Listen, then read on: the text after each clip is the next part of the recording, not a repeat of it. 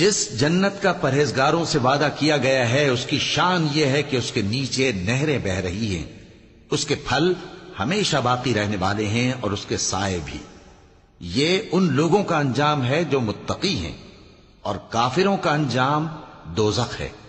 اور جن لوگوں کو ہم نے کتاب دی ہے وہ اس کتاب سے جو تم پر نازل ہوئی ہے خوش ہوتی ہیں، اور بعض فرقے اس کی بعض باتیں نہیں بھی مانتے۔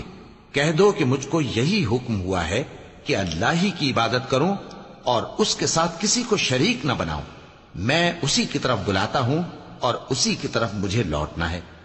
اور اسی طرح ہم نے اس قرآن کو عربی زبان کا فرمان بنا کر نازل کیا ہے، اور اگر تم علم آ جانے کے بعد ان لوگوں کی خواہشوں کے پیچھے چلو گے تو اللہ کے سامنے کوئی نہ تمہارا مددگار ہوگا اور نہ کوئی بچانے والا۔ اور اے نبی، ہم نے تم سے پہلے بھی پیغمبر بھیجے تھے اور ان کو بیویاں اور اولاد بھی دی تھیں، اور کسی پیغمبر کے اختیار کی بات نہ تھی کہ اللہ کے حکم کے بغیر کوئی نشانی لے آتا۔